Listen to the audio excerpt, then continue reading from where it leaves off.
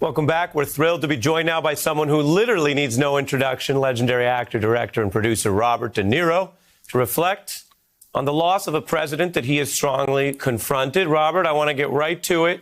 Let's take a look at your straight talk. I'm going to say one thing. Trump. He's so blatantly stupid. This guy should not be president, period. A lot of criticism of you. Fuck him. Okay, well, you know, this is cable, Sorry. So it's not an... He's a punk. He's a dog. He's a pig. He has no idea of what his purpose in life is as the president should be. He's a con, a artist, a mutt who doesn't know what he's talking about. We have a kind of a weird, twisted president who thinks he's a gangster. Who's not even a good gangster. He's a national disaster. He talks how he wants to punch people in the face. Well, I'd like to punch him in the face. Robert De Niro joins us on the beat. Your reaction to this election, sir? Well, I'm relieved. Very, very relieved. It's like, as I keep saying, it's like being in an abusive relationship. We don't know what's going on. Nobody knows. From one day to the next, I don't even think he knows what's going on. And as his niece, Mary Trump, said, I mean, that's it. Thank God, that's all. We're past that. We're going to have a lot of other problems. That's normal. You have them, but not when you don't behave within certain parameters, certain rules, then there's no point in having what we have in this country. And that's what he's capable of, just not respecting anything. And we're going to see now whether he will leave gracefully, which I don't think he will, but I think he'll find himself in such a situation that he'll have no choice but to leave, but probably say, you know, I had to leave, it's rigged, blah, blah, blah, but I had to leave. He'll find some way to, in his eyes, save face through what he says, but the bottom line is I'm very relieved that he's not.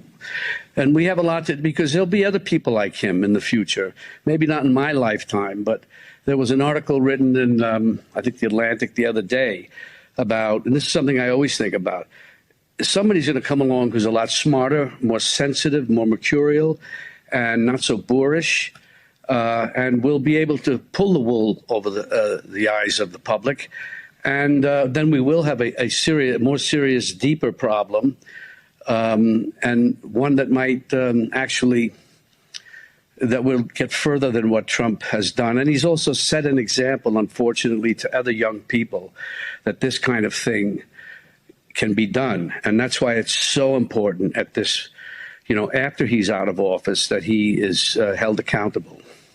You know this expression, Robert, when they say someone's found their voice? Yeah. What does it tell you as someone who's such an incredible communicator that at this moment of maximum impact and inflection, Donald Trump seems to have completely lost his voice? I don't know if he has a voice. I don't know what he has. I just, you know, I just don't know. I think there's a screw loose there, and he just he just doesn't get it. If he had done what he should have done for the virus, he could have won this election. I wouldn't be happy about it, but he would have done something right. He didn't even understand how to do that. It's like the gang that couldn't shoot straight. Certain people only know how to do things with a felonious or felonious intent. And they can't just go from A to B to C to D. They have to go to A to B to G to H, whatever. They don't understand if you do it right, stay straight, do the right thing, you're going to be, you know, that's what all you have to do. And he just doesn't understand that. I don't know why. It's funny because what you're saying is similar to what his former campaign manager, Brad Parscale, said, according to one of these Washington Post, postmortems where they get the really juicy quotes, they said they called in March and said, this whole thing turns on the virus. And if you handle that, you might get reelected. His own people saying that's the path. And as you would point out, even self-interest, not the better reasons of doing it to save and protect, which is the obligation of the office, he just couldn't do it. Go ahead. No, he just couldn't do it. That's an easy one. That's an easy one. I just don't, there'll be many diagnoses of his personality and so on, his psyche for years to come, generations to come. I saw a documentary called Unfit, and these shrinks diagnose him basically and say, there was a thing that with Barry Goldwater, I guess they had tried to diagnose him. And there was a law passed after that he shouldn't, that they can't do that from afar. But these shrinks said that no, they can. His behavior and everything they've seen over the years gives them a lot of information that you might not get on a one-on-one. That's just because you didn't interact with the patient or the subject doesn't mean that you have more information that way. So they basically Are you suggesting, and I don't want to misquote you, Robert, but are you suggesting a sequel to Analyze This, but with Trump in it?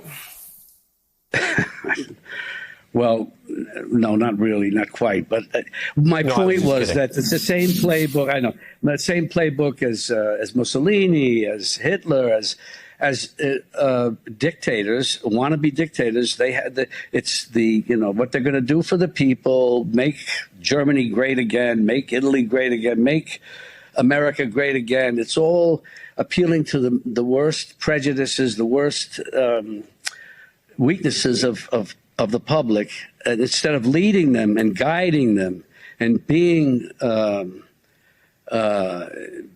someone that they can look up to. And when the public is not right, you have to be there to do the right thing, to set an example for them. And if you don't, then we're going to be where we are today. But thank God we're out of this. We're going to be into other things. But with Biden, we're going to get on a good. He's going to bring us into calm waters. Everybody realized we just got to get out of this mess, move on, and then we can deal with other things. Yeah. And this is a president he's not accused of as many things as some dictators, but he certainly closed the race by fighting democracy itself. I want to play a little bit of Give him another 4 year. Give him another 4 years. He'll go for a third term. And then he joked about president for life with Xi, and he'll do anything, and he'll try to pardon himself. And he told people to vote twice, and he told people, all of that. I want to show before we lose you, because you've been around the contrast of Obama and Biden. You've been celebrated by President Obama, so not to embarrass you, but we did want to take a quick look at that. Here it is. For over 50 years, Robert De Niro has delivered some of screen's most memorable performances. His work is legendary for its range and depth. Relentlessly committed to his craft, De Niro embodies his characters, creating rich, nuanced portraits that reflect the heart of the human experience.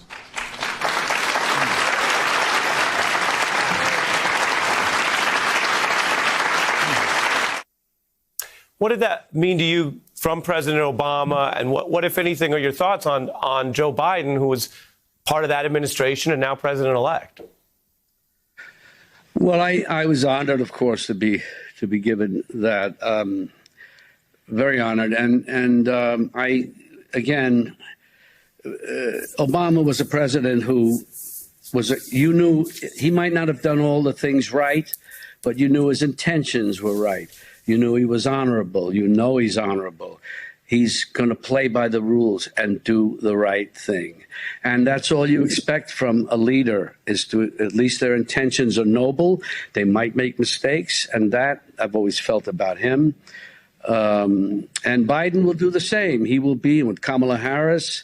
It's going to be, it might even surprise us more that they'll do things that we didn't expect and don't expect, but they could do it, and it would be a terrific 4 years and maybe longer.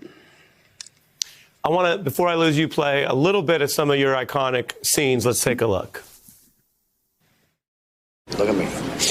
Never rat on your friends, and always keep your mouth shut. Chiamo Vito Corleone. Vito Corleone. You talking to me? You talking to me? Listen to me very carefully. There are three ways of doing things around here. The right way, the wrong way, and the way that I do it. I grew up in a tough neighborhood. And we used to say you can get further with a kind word and a gun than you can with just a kind word.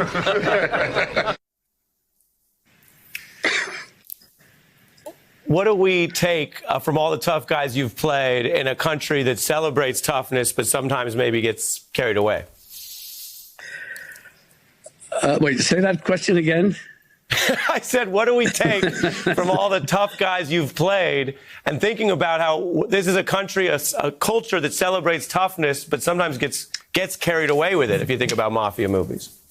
Yes, of course. I mean, I'm an actor. I do those parts. I enjoy them. But I like to even think in some of those, in all of those parts, there's a certain dignity somewhere buried in there that I don't think a person like Trump, I know, doesn't have. There's no center. And so you have to have a center no matter who you are. It's like somebody defying gravity. You can't, then they'll never do. That's why we have rules. That's why we have laws. That's why we have judges. That's why we have structure. If we don't have that, we have nothing. And we have chaos. We have anarchy. And we need someone who to lead us through in a kind of a father figurely way or mother figurely way, to bring us through and show that they love us, care about us, and they want our best. They are looking out for us. It's the total opposite with someone like him. It confounds me how he ever got to be elected, but he did, and crazy things happen. But that's what we need in a leader, in any leader. Yeah. And that's what we're going to get with Joe Biden and Kamala Harris. She's tough. She's tougher. She'll do the things that maybe he wouldn't do or can't do, but I'm hoping that she will do them. Robert De Niro, it's really fascinating to hear your take, especially given the way you've been a key figure, really, in the public realm dealing with whatever it is that Donald Trump is. And personally, I'm a journalist, but personally, I'm just such a huge fan. I really appreciate you coming on. Can I say one? Thank you. I just want to say one more thing. I'm not like political, but I was so angry and so enraged and confounded that he would actually behave the way he did and that people bought it. Right. Now I see many people in the country feel this way. I'm sad about other people who don't. They've accepted him and would have voted for him and have voted for him. I don't know why, but that's all that it was from the very beginning. Just how could this guy behave this way? That's all. I got to fit in a break before Joy Reid. Robert De Niro, thank you so much, sir. Thank you. Hey, I'm Ari Melber from MSNBC. You can see more of our videos right here, or better yet, subscribe to our YouTube channel below. You could have been anywhere in the world, but you're here with us, and we appreciate that.